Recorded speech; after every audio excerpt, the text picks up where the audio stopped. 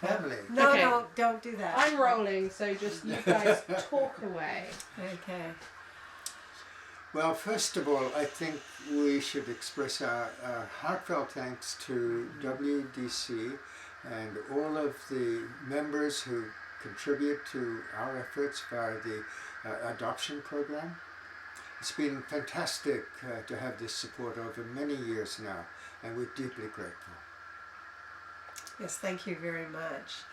We thought we would talk about some of the highs and lows of the season for everybody at OrcaLab. It was actually a very full summer with lots of highlights that happened over the course of the summer. Yeah, one of the great things is that we saw all of the adoption orcas, every one of them. We were worried a bit, I have to say, about the A42 Holly for a while. But she came at a perfect time, right by the lab with her family and a bunch of other whales as well. It was fantastic timing. But in general, it was a busy summer. A little bit late to start, and I have to say at this point it looks like an early end again. But when the whales were here, it was fantastic. There's so much mixing of groups. Almost all of our clan came in for one thing. We saw lots of G clan. The I-15s were around here for weeks, and of course we had extended visits by the A30s and the A5s.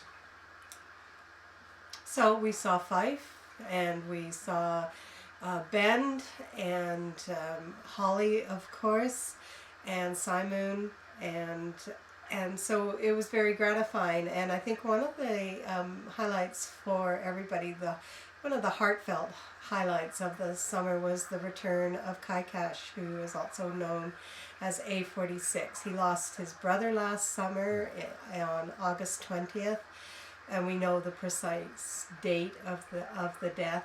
And we've been waiting with sort of our breath, holding our breath, hoping that he was going to be okay, because sometimes life is a little bit more difficult for a lone orca male. And there he was, in Symonds' family, and leading the way in, and it was a great moment for everyone. Yeah, it was a great moment, and it looks like Kaikash is now really very well integrated in Symonds' family. For years, of course, he was swimming with his brothers, and finally when they passed one by one, he was alone. But now he's with company again, and he just looks like he's back with family. It's really fantastic to see that. And this year it was Fife's family that really took the lead on and consistency of staying around for the entire summer. Last year it was Holly's group who did that, and this year it was Pointer's family, Ben's family, that also came in and stayed. And but with Fife, they were in Johnson Strait every day, and we do have a concern about the family though, because Fife's great niece, Fern, A95, was hit by a boat this year, and it was a very similar wound to what Fife experienced years ago, and you could see the marks of the propeller right on the body, right across the dorsal fin and across the flank, and it looked quite raw at first, but it's healing, and that's the good news about that. Yeah, it's actually quite incredible to see how quickly Fern healed, and in the years past it was amazing to see how quickly Fife healed after such a serious injury, and you can hardly detect it at all on his body now. So all that is really great news. Great news, except that you have to continue to worry about the activities of the whales around boats, and that's an ongoing concern.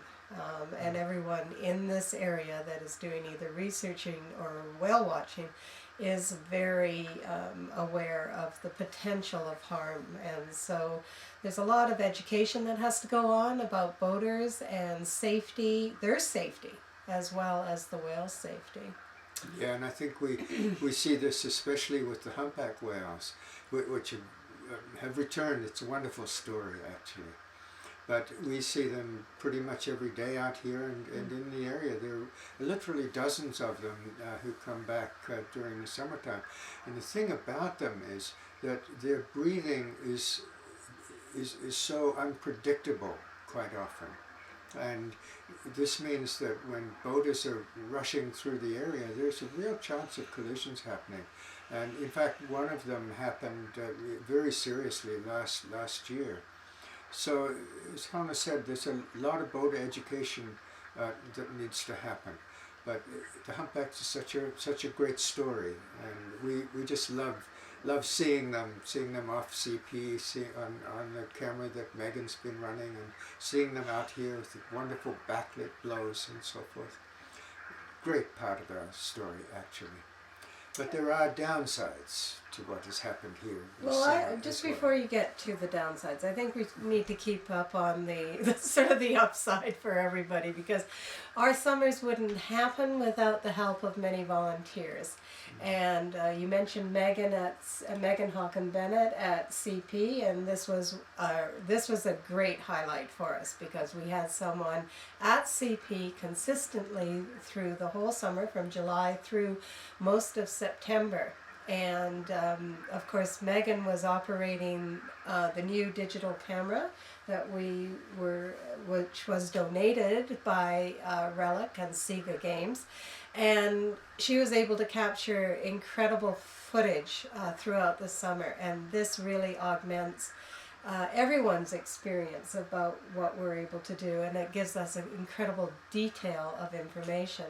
But back at the lab, there's a really dedicated group of people that are listening for long hours in order to do the recordings and keep observations on the passing of the orcas to and through Blackney, and also trying to ID the humpbacks. A little bit more elusive sometimes, the humpbacks, but they do have those lovely tails that allow us to identify them. So I would like to say hats off to our crew. It was a small crew this year, and they had to work really, really hard.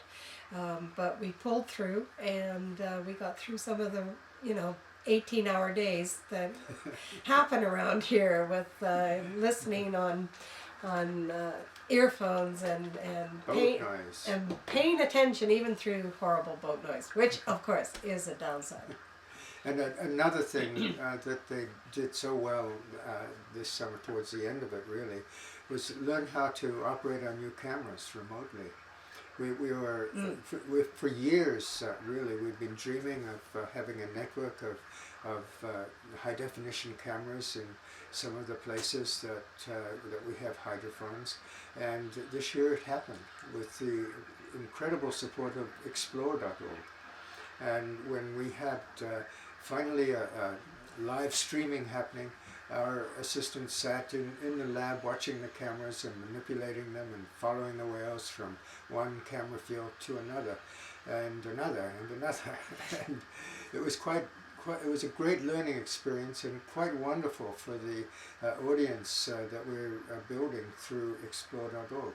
I just mention that in the sense of, if anybody wants to know what's going on around here, just check into Explore.org and look at one or more of the cameras, and you'll know. Well, it's great, isn't it? Because if people can see as well as hear. I mean, they can be tuned in to OrcaLab.net and listen to what is going on, and you can see through the different cameras at any time of daylight what is happening in the area. So you'll be able to see the humpbacks going by, and what the weather looks like. Right now it's gray and cloudy and wet, and it's very exciting. Speaking of wet, I'm going to get to the downsides. Well, hold on, I'm not finished with I'm still not finished with the upsides, Paul, because we have 2 minutes. We have 2 minutes. Oh wow! Well, a lot happened this summer, and I hope that we're able to say a thank you to everyone that has helped and give an impression about what some of the good things. What's the downside one? Well, you mentioned rain, and for weeks Right. and weeks at the beginning of summer, actually it began in springtime, or actually last winter, we faced a serious drought here. We didn't have any rain at all. The forests were dry, the creeks were dry, it was a very, very concerning situation. And finally now it started to rain, but it was so bad we couldn't even offer showers to our assistants because there was virtually no water here except for drinking water. So that was a big downside to the summer, I think. And then we had little irritating issues like power outages that brought down the internet at times. But you know, to get back to the positive, it was a great summer, and we're deeply grateful to the support of WDC and their supporters who helped make it possible. Yes, thank you. Thank you so much. Perfect. Mhm.